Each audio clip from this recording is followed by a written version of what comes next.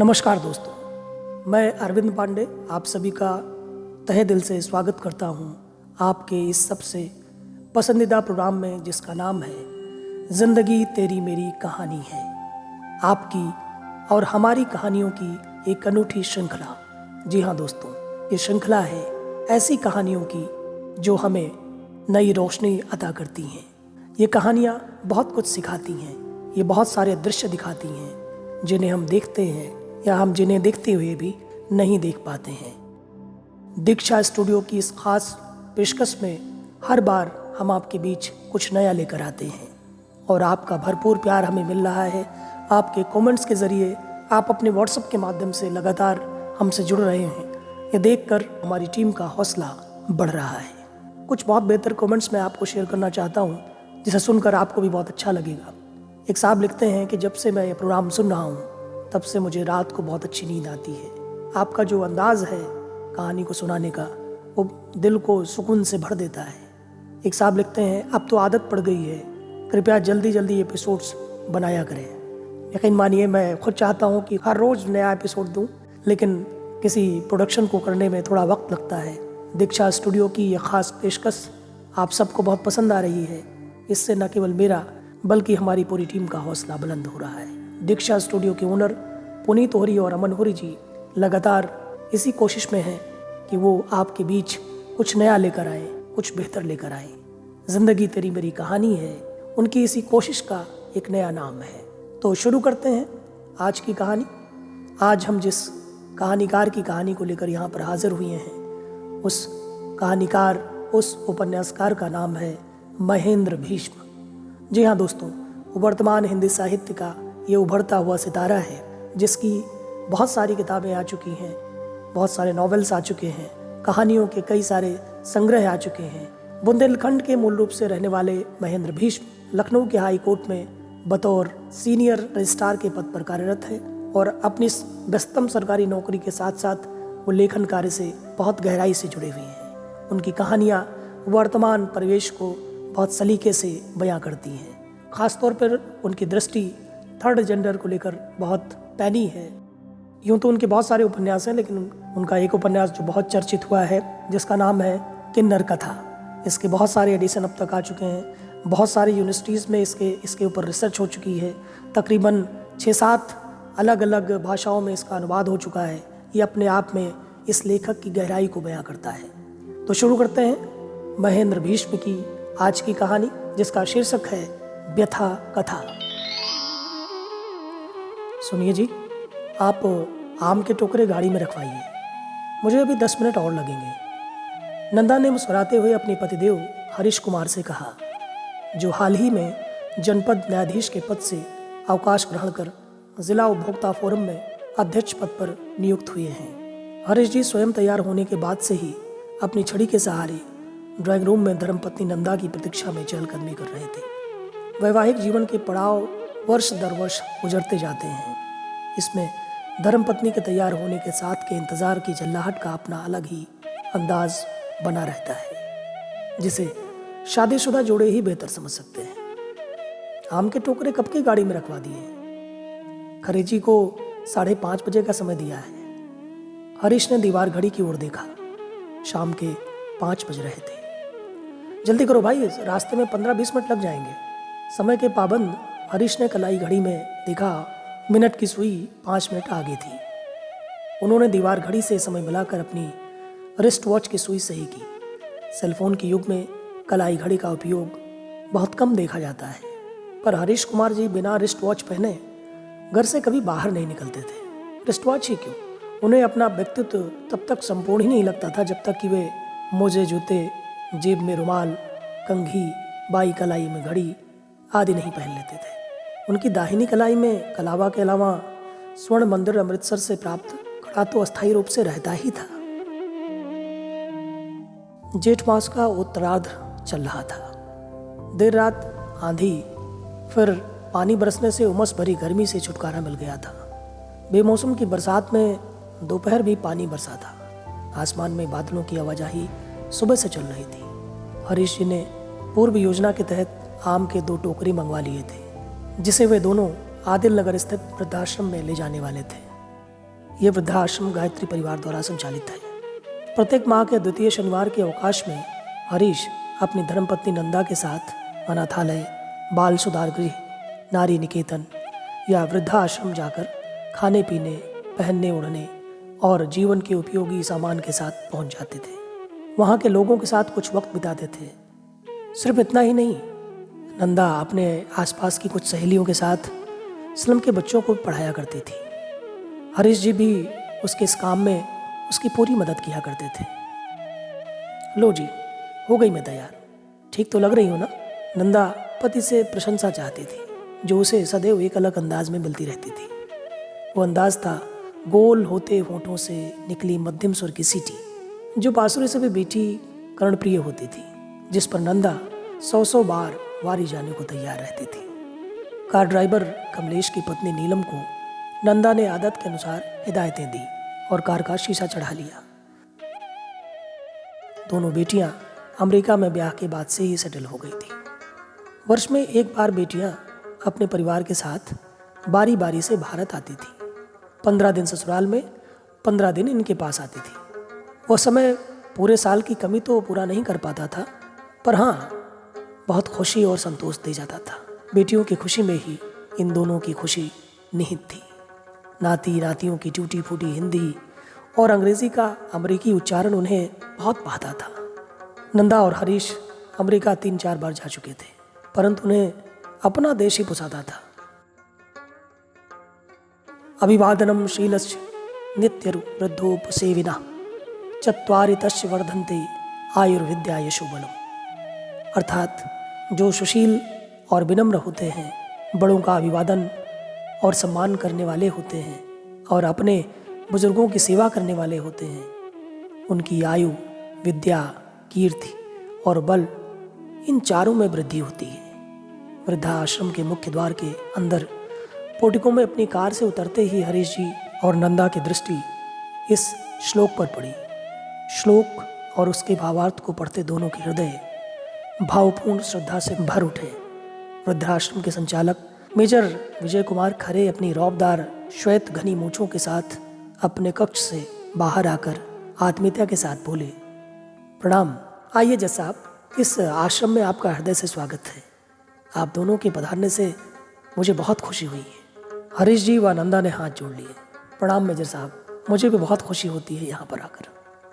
अपने कक्ष में जलपान कराते हुए मेजर खरे ने वृद्धाश्रम के बारे में विस्तार से जानकारी दी।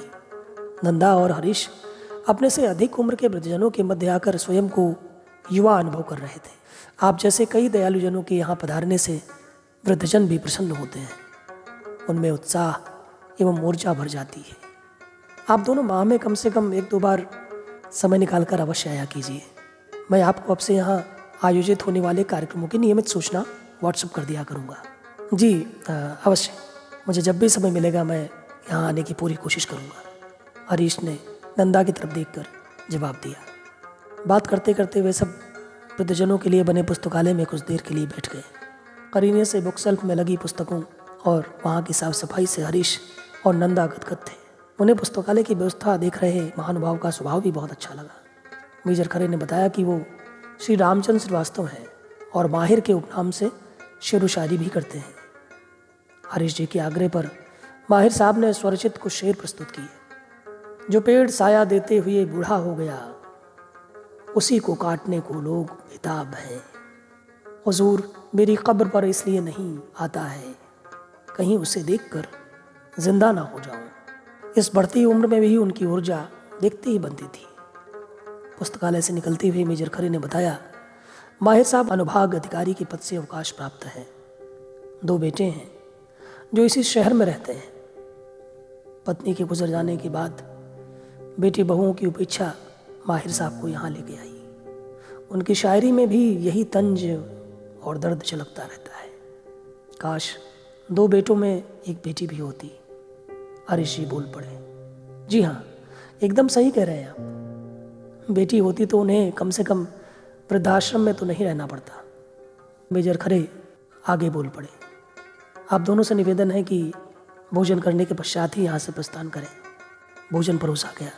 भोजन परोस रहे वृद्ध को देखकर हरीश जी को बार बार कुछ याद आ रहा था। हरीश जी ने मेजर खरे से उस वृद्ध के बारे में जानकारी चाहिए। हरीश जी जिस बात को लेकर अपने स्मृति पटल पर जोर दे रहे थे, जानकारी मिलने से वो और पुख्ता हो गई। अर्थात ये वही व्यक्ति था जिसके बारे में हरीश सोच रहे थे। मेजर खरे के कक्ष में आकर हरीश ने उस वृद्ध से मिलने की इच्छा जताई। मेजर खरे ने तुरंत ही कक्ष में भोजन परोस रहे वृद्ध को बुलवाया। लगभग 72 वर्षीय वृद्ध नानक दास मझोला कद, गौर वर्ण, श्वेत दाढ़ी मूछ, श्वेत धवल धोती कुर्ता पहने, कंधे पर भगवा रंग का गोछा। नानक दास देखने से पूरे संत से मालूम पड़ते थे। हरीश जी ने उन्हें अपने पास बिठाया और फिर उन्हें 20 वर्ष पहले की याद दिलाई। नानक दास को सब याद आ गया। माह नवंबर, वर्ष 2000, स्थान उत्तर प्रदेश के मैनपुरी जनपद में विशेष सत्र न्यायाधीश हरीश कुमार श्रीवास्तव की अदालत। वाद की पुकार हुई। राज्य बनाम नानक दास हाजिर हूँ। नानक दास का मुकदमा आज 313 की अंतिम बहस पर लगा हुआ था। नानक दास पहले ही भारतीय साक्ष्य अधिनियम सेक्शन 24 के अंतर्गत अपना अपराध स्वीकार कर चुका था। आरोप बहुत गंभीर थे। अभियोजन पक्ष के द्वारा प्रस्तुत सभी साक्ष्य उसके विरुद्ध थे। नानक दास निर्विकार रूप से कृत अपराध की स्वीकारोक्ति और सभी साक्ष्यों में स्वयं की संलिप्तता और सहमत जताता चला गया। न्यायालय द्वारा मुकदमे की सुनवाई पूरी कर भोजनोपरांत अपना निर्णय देना सुनिश्चित किया गया।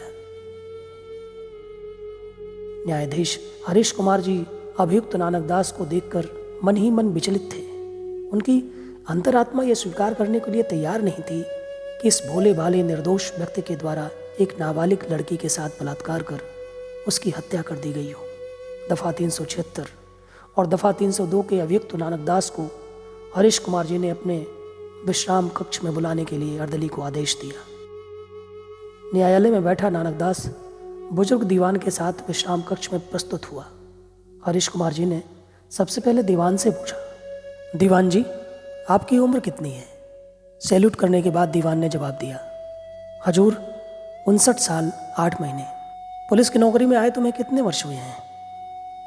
दीवान ने जवाब दिया, हजूर 4 महीने के बाद मेरा रिटायरमेंट है, 40 की सेवा हो जाएगी। अच्छा हुकुम सिंह, मुझे ये बताओ कि ये जो मुलजिम है, क्या तुम्हें लगता है कि इसने 9 वर्ष की अबोध लड़की के साथ दुष्कर्म किया होगा और फिर उसकी हत्या भी की होगी? हुजूर, मेरी 40 साल की नौकरी में मैंने अभी तक ऐसे मुलजिम को नहीं देखा है। इस व्यक्ति को मैं पिछले 1.5 साल से जान रहा हूँ।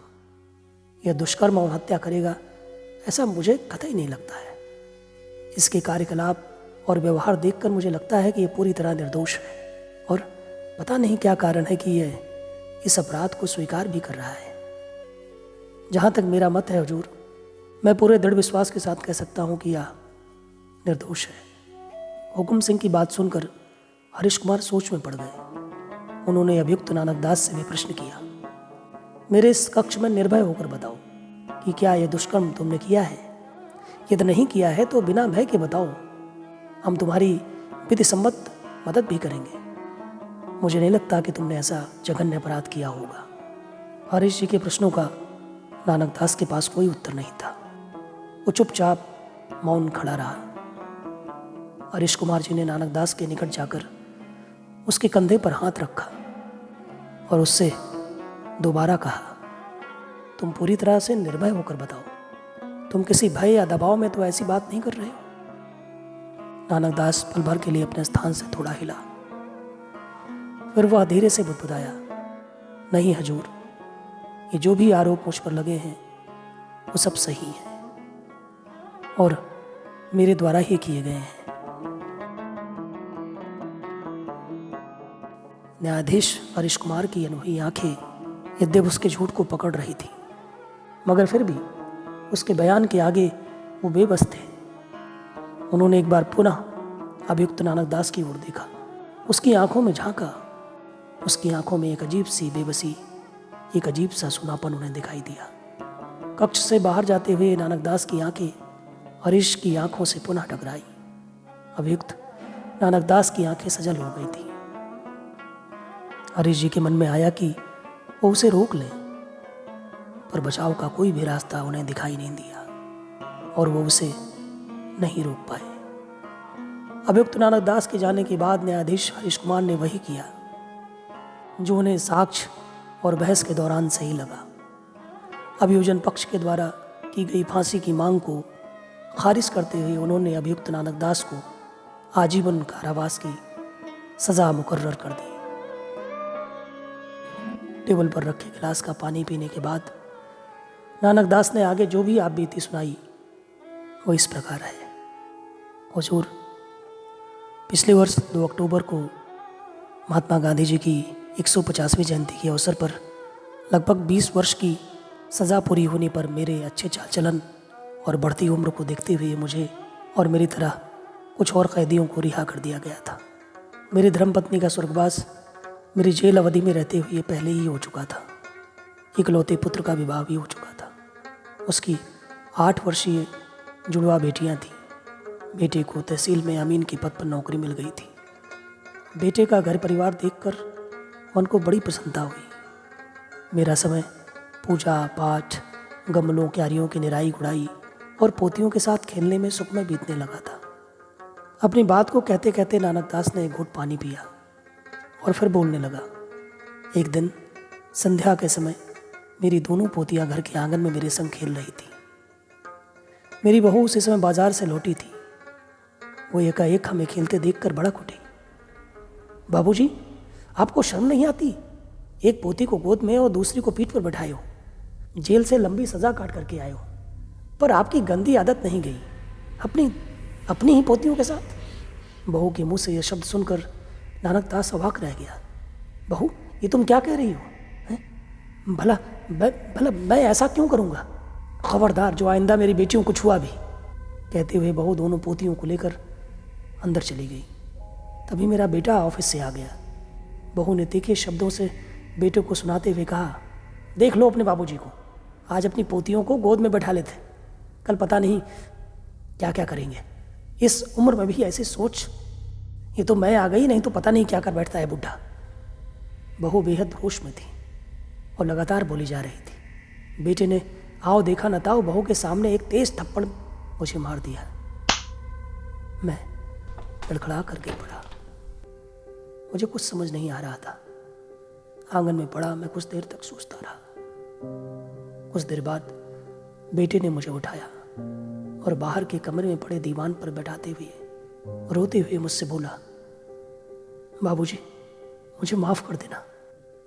मैं जानता हूं कि आप निर्दोष हैं। आपने मेरे पाप की सजा अपने ऊपर लेकर भुगती है। आप अपनी बहू से कुछ मत बताना, नहीं तो सब खत्म हो जाएगा। मैं जानता हूं बाबूजी, आप पहले भी निर्दोष थे और अब भी निर्दोष हैं। आप तो देवता हैं बाबूजी, देवता। बेटा घुटनों के बल मेरी गोद पर सिर रख के बिलख रहा था। अपने आंसुओं को रोकते हुए मैंने उसके सिर पर हाथ रखा और फिर धीरे से कहा, बेटा तुम मुझे वृद्धाश्रम छोड़ाओ। अगले दिन से मैं यहीं पर हूँ। नानक दास की पिता कथा सुनकर सब मौन थे, मगर हरीश कुमार जी की आंखें आंसुओं से भरी हुई थी।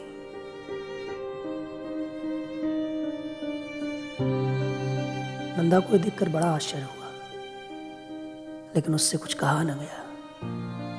मेजर साहब भी मौन खड़े ये सब देख रहे थे।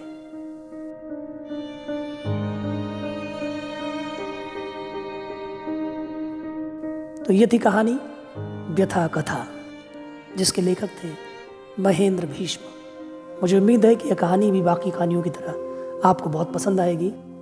इसे लाइक करिएगा, शेयर करिएगा, अपने कमेंट्स दीजिएगा, और अब तक अगर आपने हमारा चैनल को सब्सक्राइब नहीं किया है तो उसे सब्सक्राइब ज़रूर कर लीजिएगा, ताकि एक से बढ़कर एक कहानियों का सिलसिला आपसे जुड़ा रहे। हम इसी तरह आपके बीच एक से बढ़कर एक कहानियाँ लेकर आते रहें। इसी के साथ नमस्कार, धन्यवाद।